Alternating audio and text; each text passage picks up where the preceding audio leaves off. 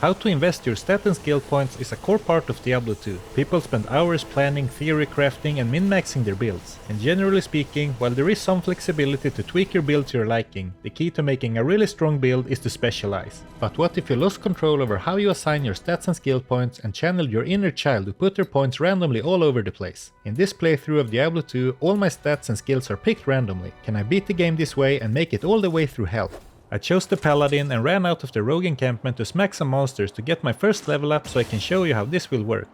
And for this challenge I have something really cool to show you. A viewer called Gabor has made a custom map with a slick interface to help keep track of the challenge. The way it works is as follows. First you need to create your character, and there is an option to go for a random character if you're up to it, but while playing around with the app in preparation for this video, it became clear to me that some classes will have a much harder time than others, so at least for my first time using it I picked my class myself. Once you've created your character, a new interface opens up. And basically how you use it is whenever you level up, you press this button and it will randomly pick 5 stats and a skill for you. There's also a button to assign just a skill point, which you can use for quest rewards or the book of skill. It also keeps track of your total build, which is really nice. And the coolest part is that he has made it publicly available for anyone, so if you're watching this thinking damn, this surfing guy is such a noob, I bet I could do this challenge much better. Well, you can. There's a link in the description of the video to Gabor's GitHub page where you can find the app as well as instructions how to use it. A big thanks to Gabor for making this. So for my first level I got 3 strength, 1 vitality and 1 energy and 1 point into might. Not bad at all for a first random roll, but trust me, not all level ups are going to be this favorable. While clearing out the Den of Evil I got to level 3 and then also level 4, and when turning in the quest I got 1 more skill point as a reward. With a hard-hitting scepter and the might aura, I handled the early parts of Act 1 easily, and I also had a pretty cool find in the cold plains when I found a unique cap. Big and Spawn It is a really good all-around item for the super early game with enhanced damage, attack rating, life and mana. And it's very stylish too, don't you agree? I leveled up to level 5 and got Sacrifice, which damages you a little with every attack, but it adds a lot of damage to your attacks as well.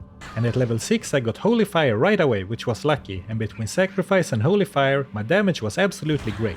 I one-shot every normal enemy, and even the burly Tree Fist could only take 3 bonks from my scepter. I rescued Deckard Cain and got level 7 right after. I got lucky again with another level in Holy Fire, which is just so good for the beginning of the game.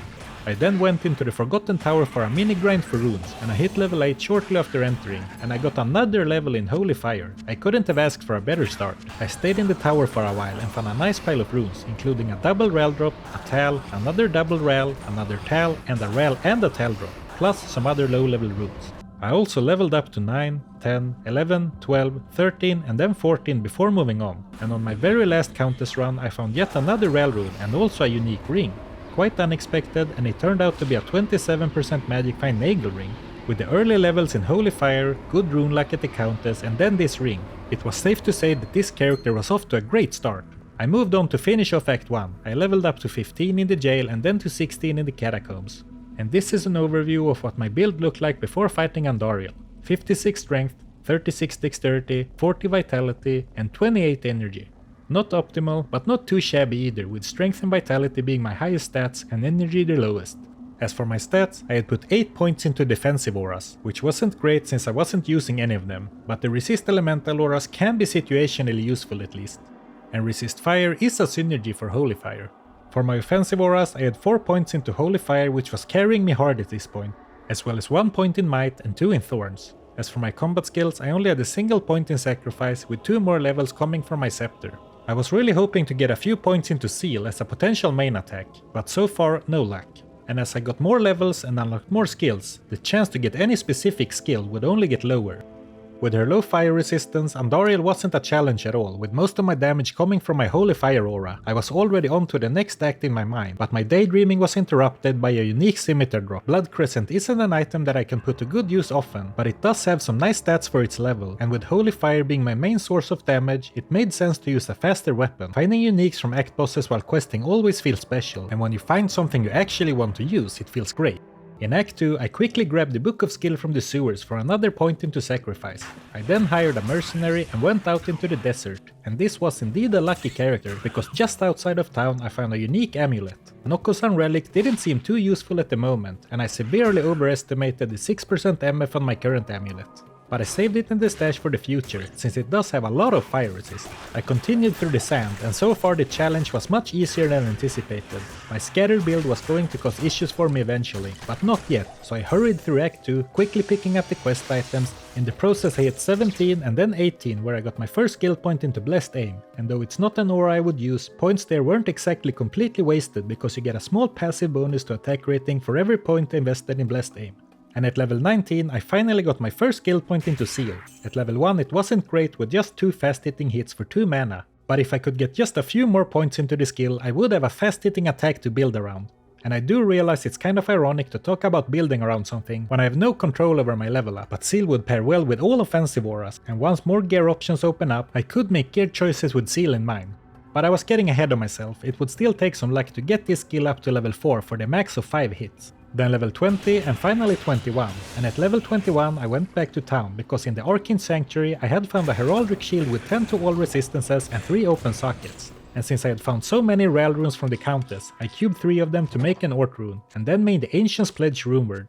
This shield was a big defensive boost and maxed out 3 of my 4 resistances, which is not something that usually happens as early as Act 2. But apart from that nice shield upgrade, my build had not progressed well at all in Act 2, with the only useful additions being the 1 point into Seal and 1 extra level in Holy Fire.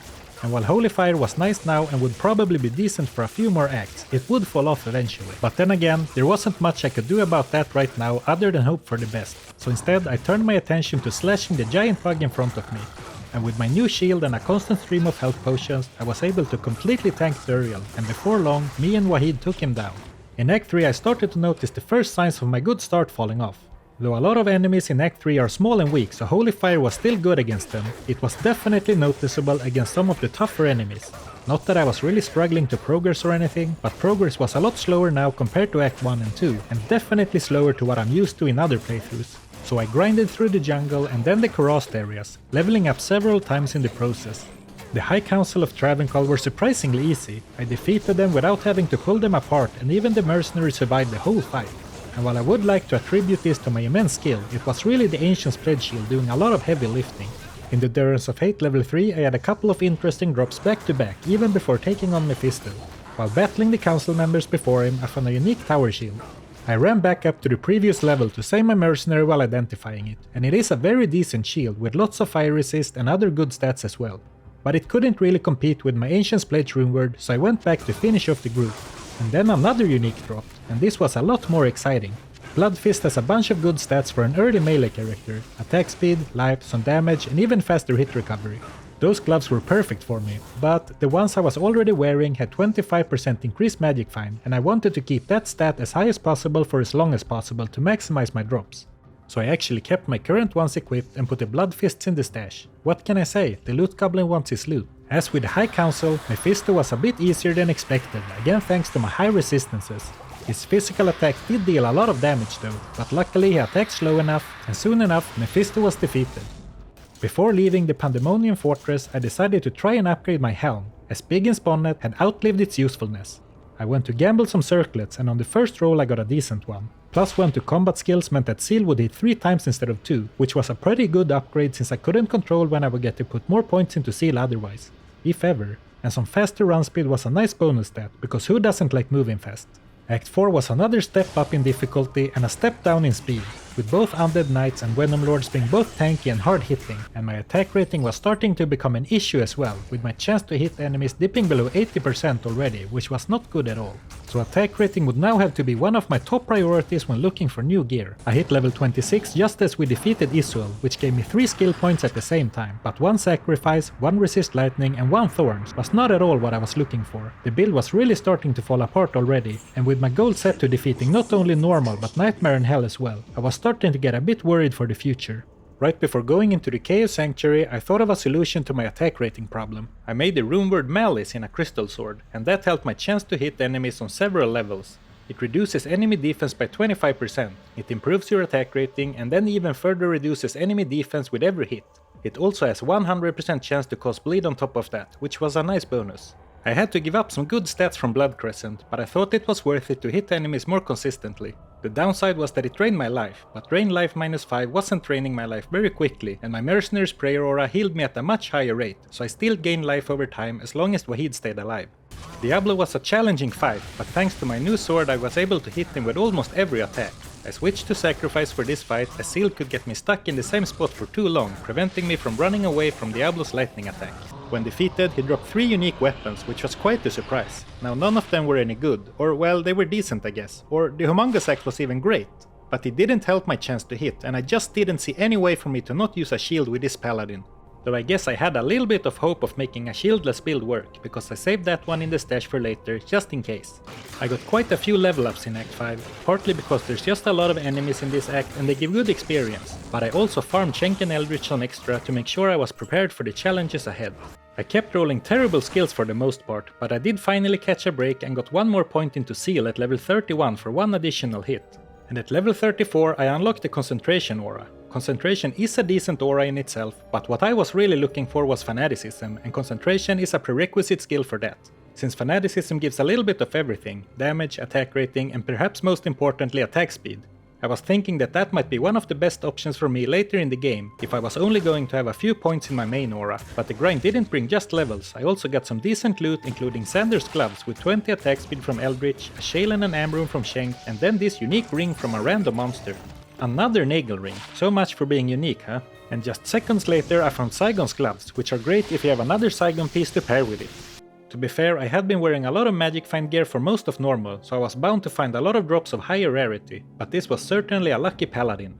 Well, at least as far as loot goes, his luck didn't extend to his random build rolls. I made it through the act in a few hours, and at this point my entire strategy was revolving around my melee sword to make sure I hit enemies, my low level Holy Fire aura to add damage to those hits, and my Ancient's Pledge shield to survive. And most of my other gear was either dedicated to Magic Find or mediocre filler. This was enough to beat normal, but after defeating Bale I went straight into Nightmare, which meant a decent cut to all my resistances and also stronger enemy, so it was about time that I looked into a new game plan and get some gear upgrades, but I decided to first try and push on to Andariel to see if I could handle farming her for a bit.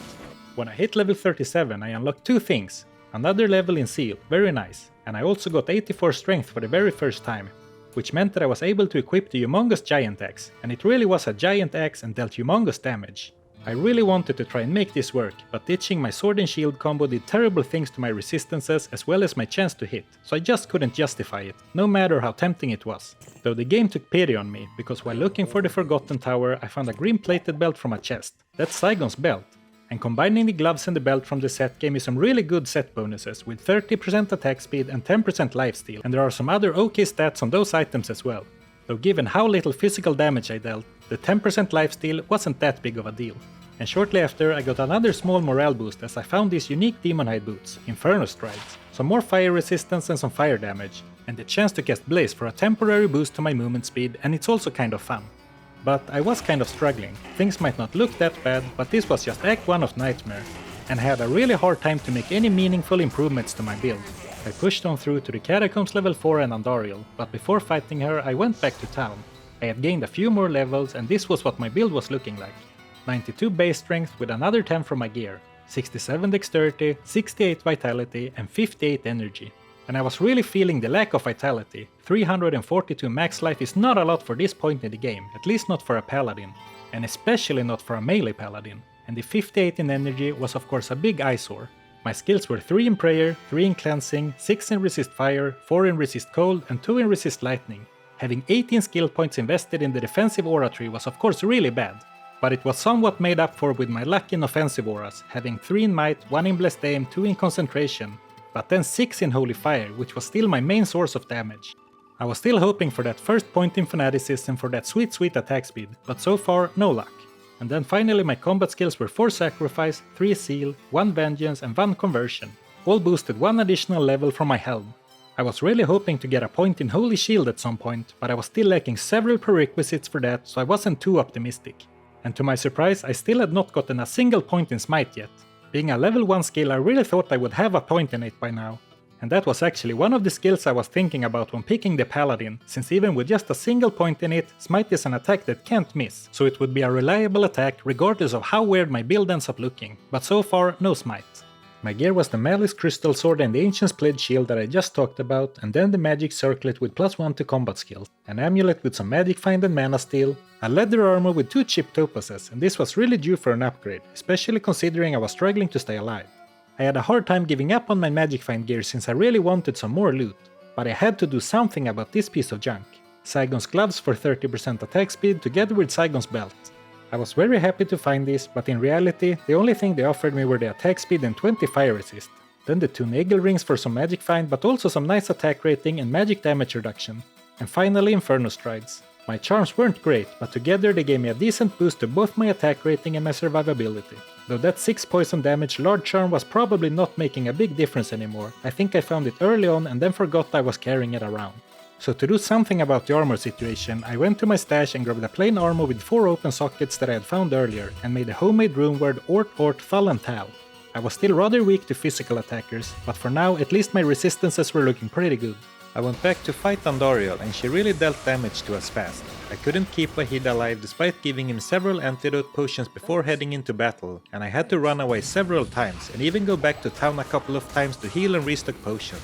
It was a struggle, but since we had cleared out the other enemies around her, I could eventually wear her down, and since I survived the entire fight, I guess it wasn't too bad. Andariel dropped a unique cedar bow, which is the Kuko Shakaku. A nice little throwback to my last video if you've seen that. A funny moment for the video I thought, but then I thought, what if I put my sword and shield on the shelf and became a ranger? The stats on this bow are really good after all, even for a non-Amazon, and it fires exploding arrows for some extra damage and does splash damage too. And as far as I know, the exploding arrows still explode and deal damage, even if the main attack doesn't hit, meaning my attack rating problem was less of an issue. And the fire damage from Holy Fire adds to the fire damage of the exploding arrows as well. I was really starting to like this idea, so to try it out I put on the bow and went back to the outer cloister waypoint. And holy fire, that was amazing!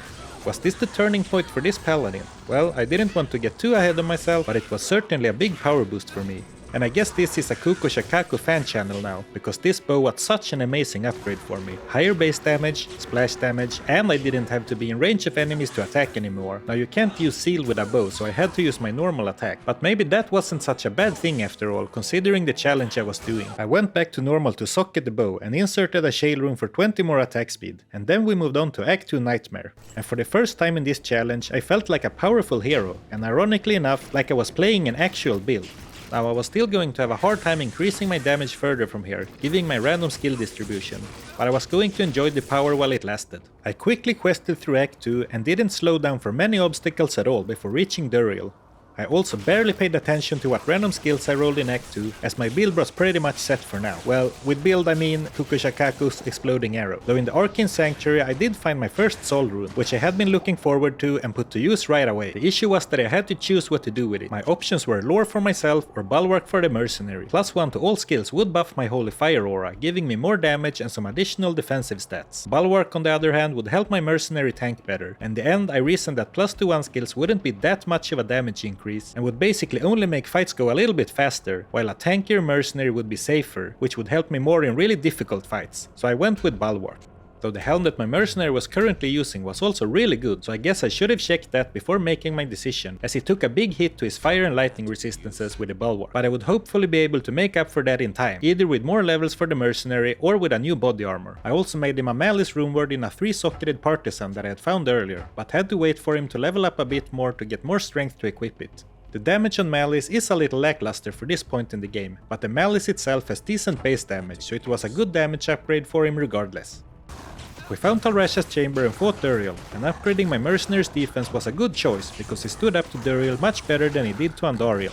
Though he still couldn't out-tank Duriel's damage completely, and I had to go back to town and resurrect him 4 or 5 times during the battle.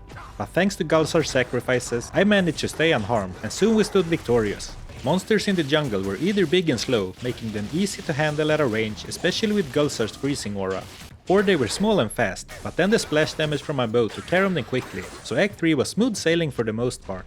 When I hit level 47, I finally got my first skill point in Fanaticism. This aura increases your damage, attack rating, and attack speed. So it's an amazing aura for any attacking character, though I wasn't sure if it was the better aura for me at the time, since Holy Fire added so much more damage to my attack, and the fire damage also carries over to the exploding arrows, but regardless, it was a really nice unlock that would probably come in handy in the future, and even at this point it did help my mercenary deal with a few fire immune elites that I encountered. And on the very next level I also finally unlocked my first skill point into Smite, which coincidentally pairs quite well with Fanaticism. My bow setup was great against big hordes of regular enemies, but it was kind of lacking against big tanky monsters like act bosses, and I had already made a plan for a weapon switch in mind, so I went back to normal to buy a socketed weapon and put an amn and a tear in it to make the strength rune word, which has Crushing Blow, which is a great stat against bosses since it takes away a percentage of their life whenever it triggers, and with Smite always hitting, this is quite a potent boss killer combo, and I had fortunately saved the Ancient's Pledge from earlier in my stash to pair with my new weapon, so now I had a mob clearing boom bow on my main switch and my boss killing Crushing Blow setup on my weapon switch. And if you're wondering why I didn't make the black rune word instead, which has even more Crushing Blow and better stats overall, it was simply because I hadn't found another IO rune. Though I did pick up a 3-socketed flail while I was in normal anyway, just to be ready for whenever another IO would drop. And my new weapon switch came in very useful shortly after because I had made my way to Mephisto and my bow dealt abysmal damage to him and my mercenary died right away. But with my new weapon switch I could tank his damage fairly well, and Crushing Blow really is a great boss killer. Or well, it's a great boss weakener, or maybe a great boss softener. But since Crushing Blow is percentage based, it's not very good at finishing enemies off, especially since my damage output outside of Crushing Blow was extremely low on this weapon switch. So when I had Mephisto down to just a sliver of health, I swapped back to my bow to finish him off. He dropped a unique Grim Shield, which is the Lidless Eye, a very good shield for spellcasting characters, but I would unfortunately not be able to put it to good use in this challenge, which was a shame because I really like this item. In Act 4 the first signs of the Kokushikako falling off began to show, partially because of some monsters' high fire resistance, but also in general monsters were just a lot stronger and beefier than before, and when encountering this elite pack of Venom Lords, Galzar couldn't even stay alive despite only being attacked by 3 of them. Things were starting to look not so great again. But Act 4 is not a good place to farm for new gear or level up in my opinion, so I decided to try and push on, running past enemies we couldn't deal with and carefully approaching the ones we had to fight. When defeating Hephasto, I found a unique skull cap. Tarnhelm is quite a nice helm, especially if you find it early, and this had a perfect roll on the Magic Find too, with the roll varying between 25 and 50%. Unfortunately it was ethereal, but as I went to stash it I decided that I should probably wear it instead. The +1 to wall skills was much more useful than the +1 to combat skills, and while the fast around walk was nice, especially as a range attacker, Magic Find is always welcome, as it would increase the odds of finding other good upgrades. It would eventually break, but as long as I was primarily a range character, it was hopefully going to last for a while. In the Chaos Sanctuary my bow switch was very lackluster against fire immune knights and high fire resist Venom Lords. I dealt so little damage while my mercenary got swarmed by heavy hitters, so for most of the Chaos Sanctuary I joined Galzar on the front lines with my weapon switch. I stunned and weakened enemies with Smite and Crushing Blow and Galzar finished them off. And with the 2 of us sharing tanking duties, Galzar survived a little easier as well. It was a tedious grind but completely doable, and Smite can stun like even elite enemies except act bosses, which made the Seal Guardians easier than expected. As long as we could thin out their minions first, that is. Diablo himself was no match for my fast hitting, bone crushing shield bashing either. The only speed bump was when I got my mercenary once, and as I couldn't really finish off Diablo myself, I had to go back to town and resurrect him. Diablo did his best to prevent me by camping right on top of the town portal, but I outsmarted the Lord of Terror by simply opening another one. They're only like 100 gold each. We returned and defeated Diablo and he dropped another pair of unique Inferno Strides. The stats were a little better than my current ones, so technically I guess I found an upgrade. He also dropped the gloves from the Arctic set, which would have been really good at the very beginning, but now not so much. I was feeling pretty confident that I would be able to reach Hell at this point, but not so confident in how I would be able to handle Hell itself. Given how much I was already struggling in tough areas, I was certain I would need to do some grinding for more levels and gear before taking on Hell, so I figured I might as well get some of that grinding in right away, because the Ancients, Lister and then Bale was not looking to be easy challenges with this character, so I farmed Eldritch and Shank also in Nightmare for quite a while, mainly for more experience, because they're not very resistant to fire in Nightmare, meaning I could farm them decently fast with the area damage from my bow switch. During this grind I found a Darkglow unique chainmail, which was a small upgrade for my mercenary. I also found a unique ring, and can you believe it? Another Nagel ring! My third one with this paladin. It wasn't an upgrade in Magic Find over the 2 I already had, but it did have a little bit higher attack rating than the other 2, and at this point I'd rather take some more attack rating over 1% Magic Find. But what was going on? 3 Nagel rings on the same solo self-found character. Farming experience was kind of weird for this character, since level ups wasn't guaranteed to improve my build much, if at all. But more levels would mean that both me and my mercenary would hit enemies more often, get hit less often, and also more resistances for my mercenary. Though with that said, when we hit level 54, my mercenaries' resistances were all at the cap of 75, which meant that each additional level wouldn't mean as much for him, so I decided to move on and try to push through the rest of the questline of Nightmare. Though in hindsight, my mercenary did have increased maximum resistances from his Dark Glow armor, so I could have farmed for a little longer to improve his resistances another 5%. Oh well. Questing through Act 5 went really well, since in general there's a lot fewer fire-resistant enemies compared to Act 4. But soon we arrived at the area summit, and this is where the true challenges of the act began. I tried separating the ancients from each other, but I was running kind of slow and I didn't have access to any mobility skills on this character, so that proved to be difficult. I eventually lost one of them and tried taking two of them on, but Madak had spawned extra strong and he was hitting us for a lot of damage. And I did not bring enough health potions to the fight, and we ran out before we even took one of the ancients down, so I had to reset the fight. On the next attempt I foolishly tried taking on a combination of cursed and extra strong, and that ended just as you would expect. But then finally I got them spawning with easier stats and I remembered to bring extra potions. It turned out I didn't repair my weapon though, but the durability was just enough to smite them down to low health, and then Galsar and my bow could finish them off. It was a grindy fight, more so than I expected, but on the other hand Galsar did tank them really well, so some good and some bad omens for the future. The rest of Nightmare was pretty straightforward, with my bow doing a decent job at taking out regular monsters and my smite switch doing a pretty good job at taking out elites. Even Lister was not too big of an issue, and I took great pleasure in giving the minions of destruction a taste of their own medicine by knocking them around and stunning them. And of course, Galsar played a big role in my success as well. And then we took Bale down with some more smiting and jabbing and finished Nightmare difficulty. He dropped a very good pair of gloves in Laying of Hands, an exciting drop, but I couldn't use them just yet. But I definitely saved these for later. They didn't have the most potential on this character since I didn't really deal that much damage, but if I somehow ended up doing physical damage, this would be absolutely great, with a huge boost to damage against demons. But as smooth as the very end of Nightmare was, now I was really starting to struggle. In Act 1 Hell my explosion bow was still doing a surprisingly okay job against non-fire immune enemies, and Smite could still stunlock any single enemy while my crushing blow and Galsar's damage wore them down. But in any slightly more dangerous situation, things quickly became very difficult. Our main problem right now was that neither of us could really tank damage that well. My resistances were all in the negative and I had no extra protection against physical damage. And on top of that I had less than 500 life. My stats did look a little better on my smite switch, but still not great, and Galsar's defenses had taken a big hit as well with the Hell penalty. So before we took on Hell I decided to power up a bit by trying to improve our defenses and gain a few more levels. We weren't even level 60 yet, which is really a low level to be entering Hell, especially for my melee mercenary. Some of my gear was also pretty bad and I could really use a few upgrades, so I farmed a mix of act bosses and high level areas in Nightmare for a couple of hours.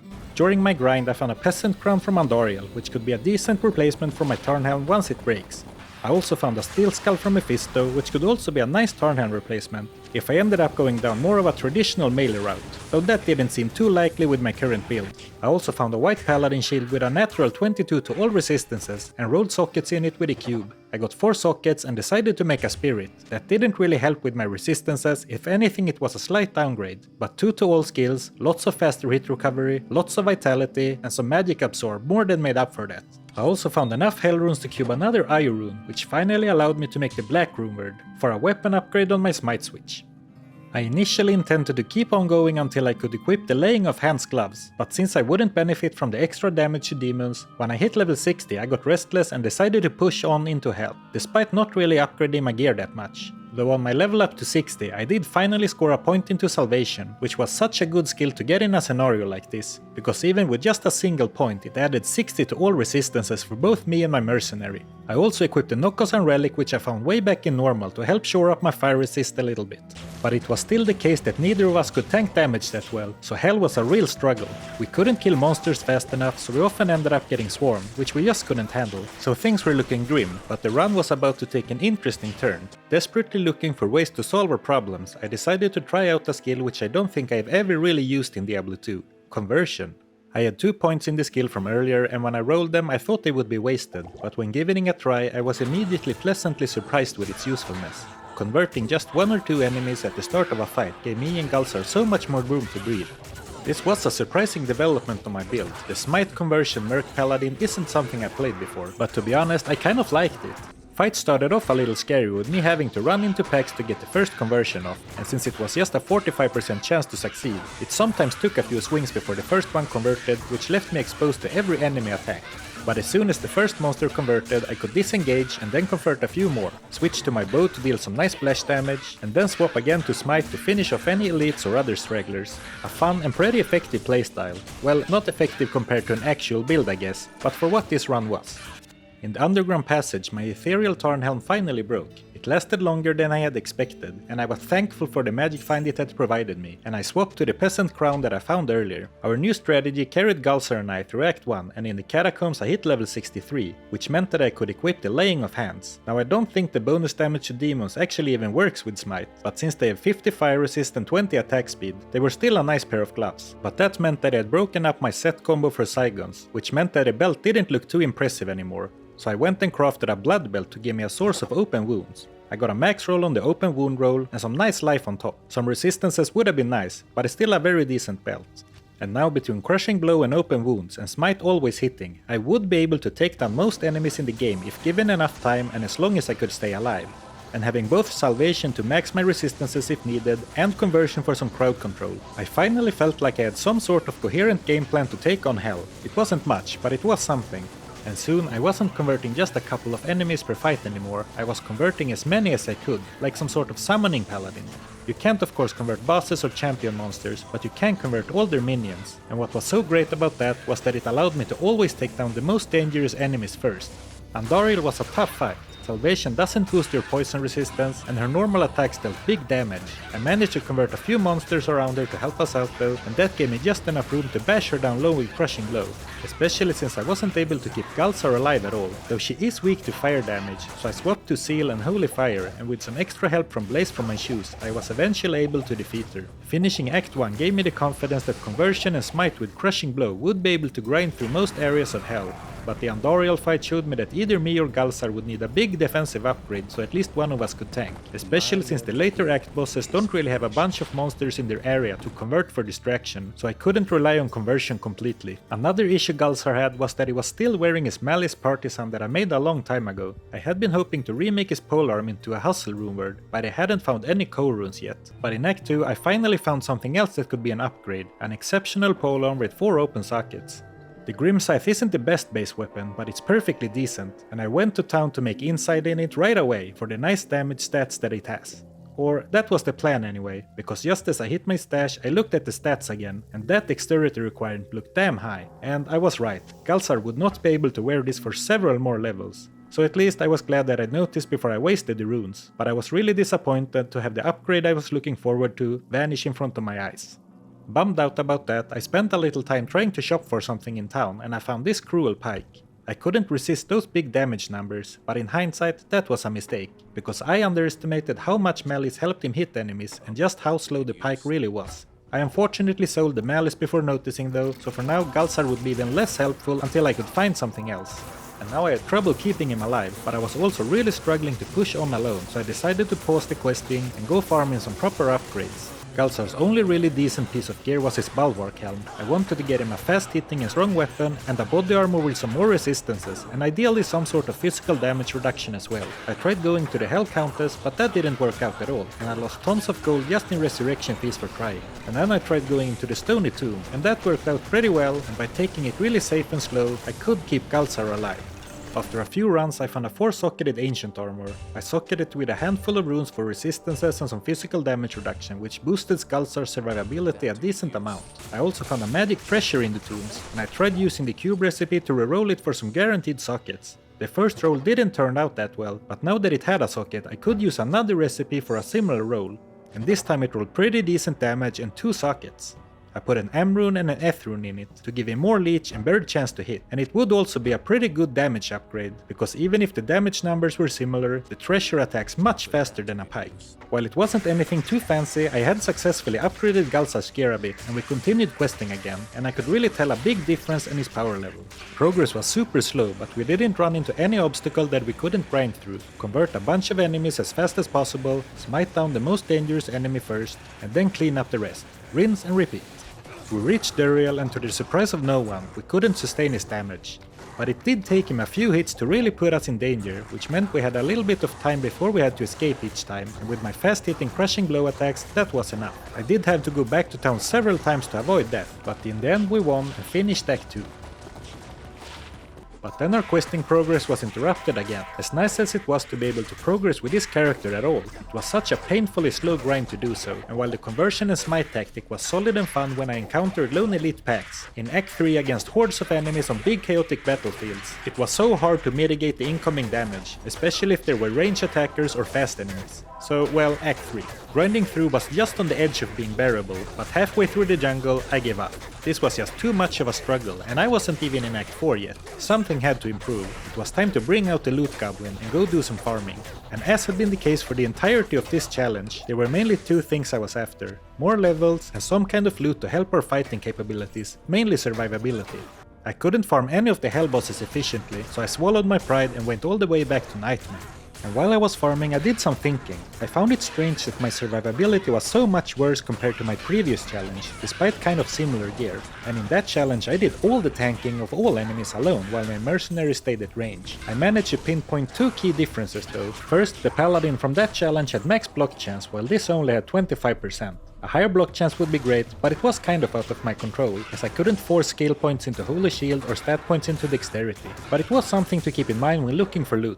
The second thing was that I had constant healing from prayer on at all times, and I did find that we were lacking longevity in fights, so that seemed like an interesting option to explore. And while farming a Nightmare Terror Zone, I finally found an exceptional polearm with 4 open sockets that Galsar could wear with its current stats. So I made Insight, which turned it into a really strong weapon for my mercenary, and it grants meditation too. So I traded Galsar in for Hasaid with prayer, since meditation doubles the healing from his prayer aura. Thank you for everything, Galsar. And that change alone would probably give us a lot more staying power in fights, as well as the weapon itself being a big damage upgrade for the mercenary. At first I was thinking that I would really miss the crowd control from giving up the Holy Freeze aura, but oddly enough, crowd control was the only thing that this paladin wasn't lacking. I then farmed terror zones until I reached level 71, and I had some decent drops along the way, like this helm from the Sasabi set, which was comparable to my peasant crown, but with some nice resistances instead of stats. And then this dwarf star, which is a really nice defensive ring, life, fire absorb, and a good chunk of magic damage reduction. I also found the immortal King Stonecrusher, and while I did start daydreaming, there was just no chance that I would ever meet the strength requirements. Though while editing this, I do realize that I could have used the sockets to reduce the stat requirements on it. It would be difficult to give up the resistances on my shield, but man how awesome it would have been to run around swinging this. Back in Hell, I equipped Sasabi's helm and the dwarf star, and I swapped my Nokkasan relic for a magic one with 10 to all resistances to even out my defenses a bit. And enemies ran away when they saw us, and I mean they really ran as fast and far as they could. Jokes aside, the upgrades did make a difference, especially the healing that my mercenary now provided. It was still the same strategy and fights were still messy, but we lasted a little longer, which gave me more time to convert enemies, and the damage upgrade to my mercenary was noticeable. And if you're wondering why I pretty much stopped talking about my random level ups, I'll talk a bit about it now as I'm hitting level 72 in the background. New skills and stats just barely mattered anymore. My build was completely revolving around my level 2 conversion, level 2 smite, and my level 1 fanaticism aura. The rest was just whatever. A few more points in fanaticism would be welcome, but for conversion and smite it wouldn't even matter that much with extra points. And my stats were starting to even out, which was of course bad, looking at you, soon to be 100 energy, but it was what it was. I had at least managed to get my life total close to 800, with a large part coming from random plus life charms in my inventory. Thanks to conversion and smite, Travancore went quite well, and then against Mephisto I also expected to do well with our high resistances boosted by salvation. And I was right, for the most part. We managed to wear him down to low health really quickly, and his only dangerous attacks were his punches. But since things were going so well, when he was getting low I switched to fanaticism to speed the final bit of the fight up, but then he instantly took Hasei down. But all things considered, it was still a pretty easy fight.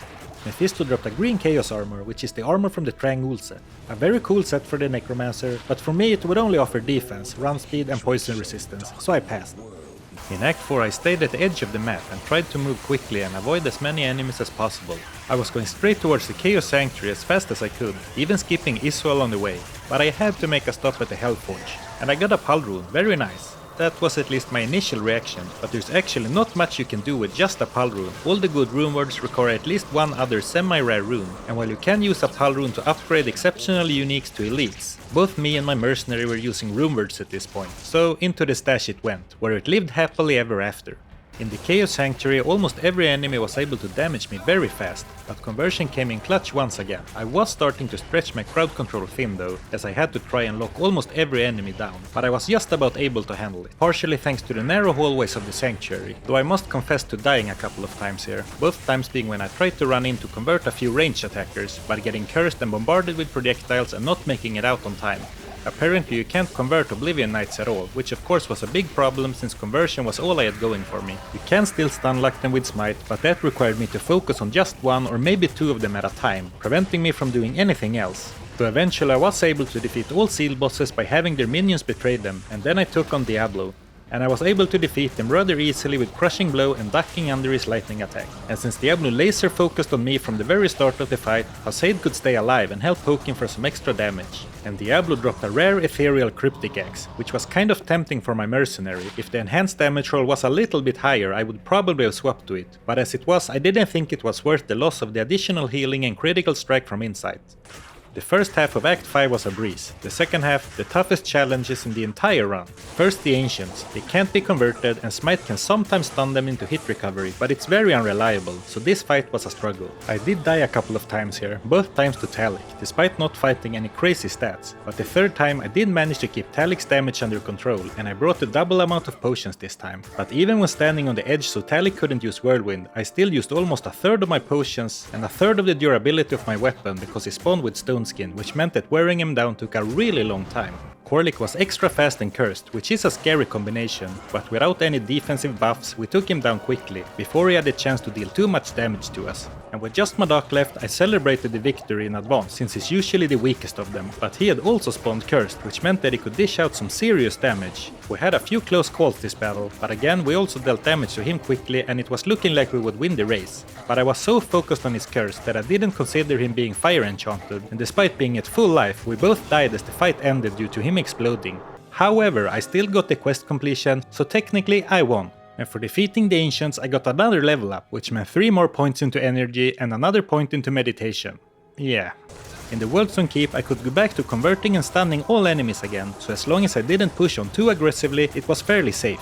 And the throne room waves were actually kind of easy since it was just one elite pack at a time, and the conversion plus smite tactic worked great against them. But I was 100% reliant on conversion, because this paladin couldn't tank at all, and that ended up being a big problem, because apparently you can't convert the minions of destruction, so I would have to fight them in a fair battle, and there was just no way that that was going to happen. But the stun from smite was still working, so after I managed to separate them to just a few at a time, I could cheese them in another way, though Lister had spawned immune to physical damage, so we barely scratched him, but with the open wounds from my crafted belt and the poison damage from my mercenary's insight weapon, Lister couldn't regenerate life at all, so as long as we did any damage to him at all, it was just a matter of time. And I actually timed this, and smacking Lister down took just short of 10 minutes of holding down my smite button. I bashed him so many times that I had to go back to town and repair my weapon in the middle of the fight, despite having repaired my gear just before wave 5 started. But we did eventually beat Lister, and with that the final enemy before Bale himself. And as we head into the final fight against Bale, I want to give a big shout out to all the goblins who support the channel. By becoming a channel member, you directly support the making of these videos. Thank you so much for your support.